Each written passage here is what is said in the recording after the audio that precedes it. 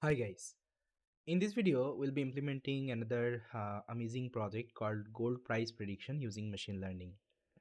So far we have implemented so many projects with different data sets. Even I also showed you how we can implement the entire end-to-end pipeline.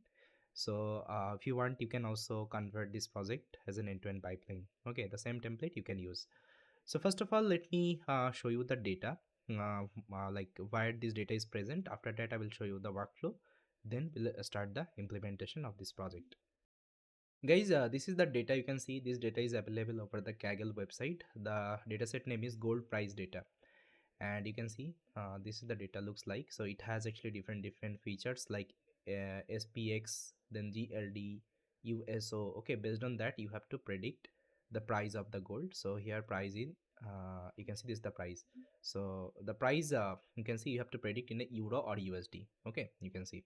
So this data you have to download. So just click here, it will automatically download the data. So let me download the data. So here you can download as a zip file, and in the collab notebook we'll perform the analysis part. So this is the workflow of the project. So first of all, we'll be getting the gold data. Then after that, we'll try to pre-process the data. Then we'll perform some basics data analysis part. Then we'll be doing the tender speed operation. Then here we'll be training one model called Random Forest Regressor. Okay, so this model will try to train, and after that we'll try to do the evaluation. Okay, then you can do the single like data prediction. Okay, I think I already showed you how to perform it. So let's open up our Google Colab and start implementing the entire project. So to open up the Google Colab, search collab.research.google.com and click here. Just take a new notebook.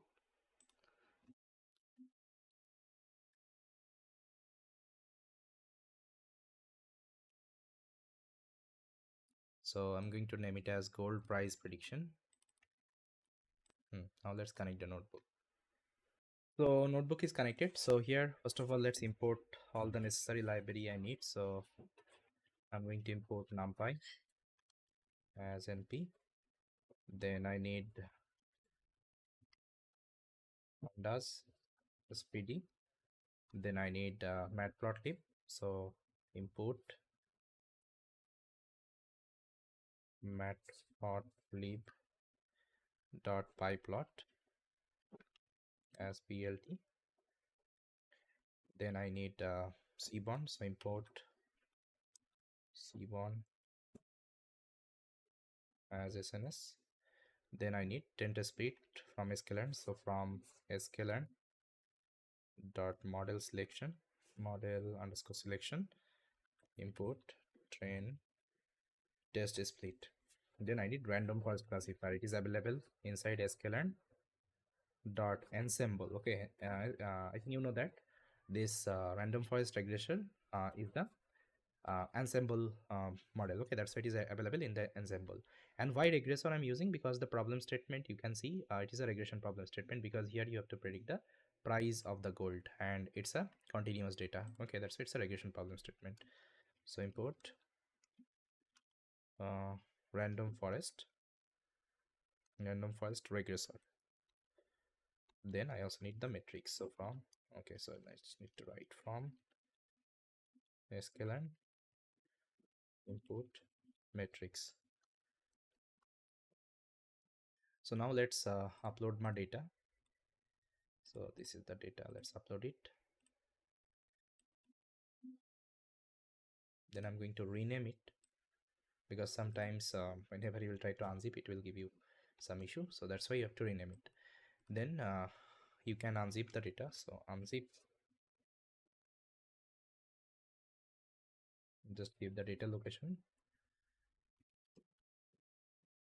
Unzip is done. Now here is the data, gold price CSV. Okay, now let's try to load the data. So here I'll just write gold underscore data is equal to pd dot read CSV is equal to, oh sorry, inside that you have to give the location of the data. So this is the location. Then after that, if I show you my gold data dot head, this is the data, guys. Okay, So here you can see it has date, spx, gld, yeah, uso, slv. Okay, so these are some actually features of the gold, and based on that you have to predict the price of the gold. And here date is not required because uh, I mean that doesn't have any information. Okay, so that's why we'll try to remove the date. Now if you want to see like how many record you have in this data, so simply just write data.shape. So here you have 2290 example and 6 columns.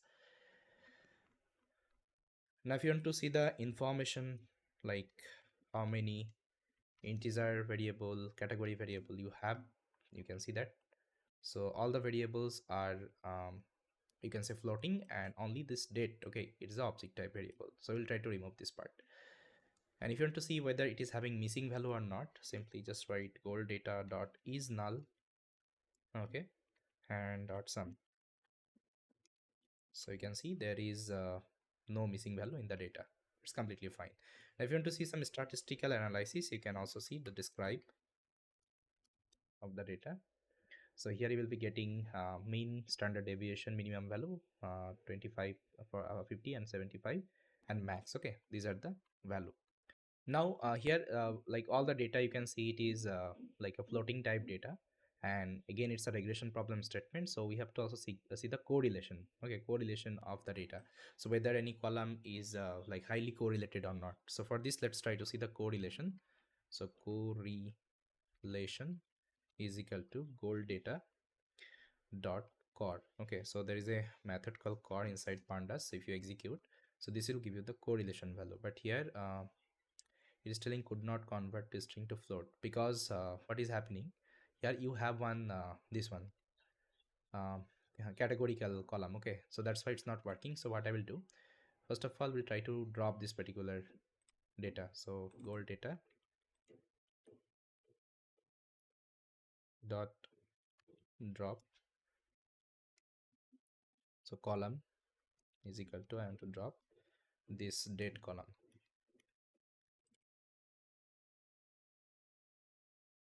Okay, date column, and what I will do, I'll try to store inside uh, or let's do it in place is equal to 2, in place is equal to true.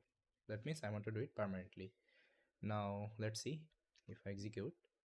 Now if I show you my data, gold data dot hit, so now I think date column is not there. Okay, it's not there. Now I think this will work, so let's try. Yeah, so it is working now. It has all the correlation value. Okay, it has all the correlation value,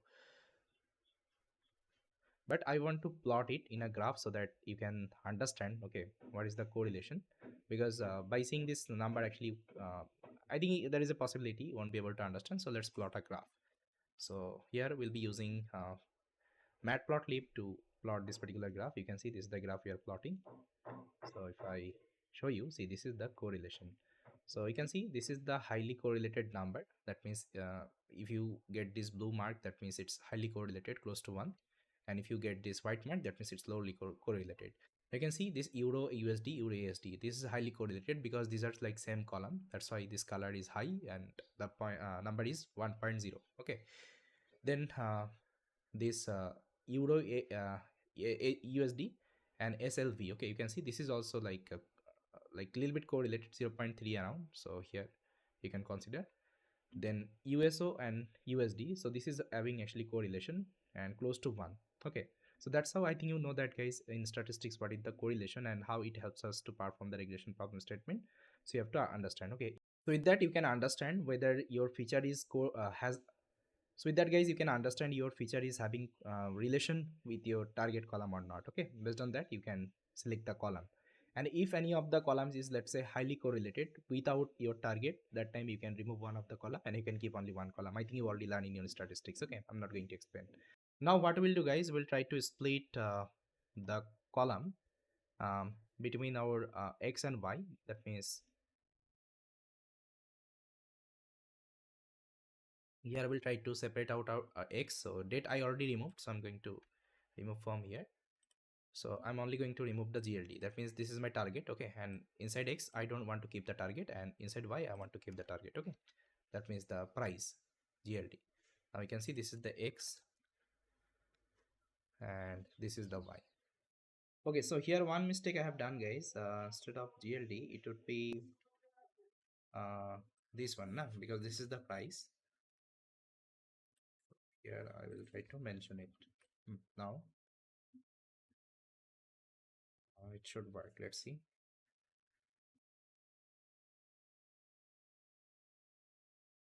So now we can see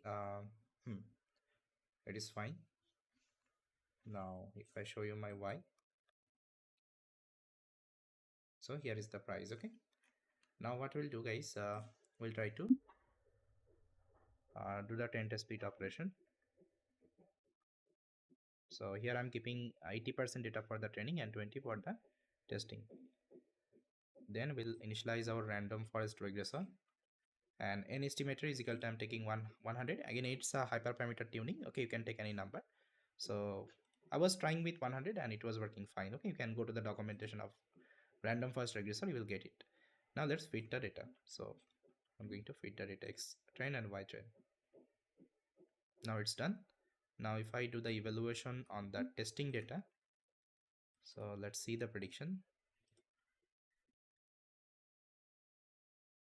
So if you want to see the prediction on the test data, so this is the prediction, guys, I got. Okay, now what we'll do, we'll try to see the accuracy. So for this, let's calculate the R2 score. Okay, so I'm giving the original data and the predicted data, and here is the R2 score, guys. I'm getting 98%. Okay, that means this model is working better. And if you want to see the actual versus predicted result in a graph, let me show you. First of all, let me convert this thing in a list, then I'm going to plot with the help of matplotlib. So now if I show the graph, so guys, you can see this is the graph. Now you can see this is the actual value, this is the predicted value, and you can see both are close. Okay, that means it is working fine. So that's why I told you guys here.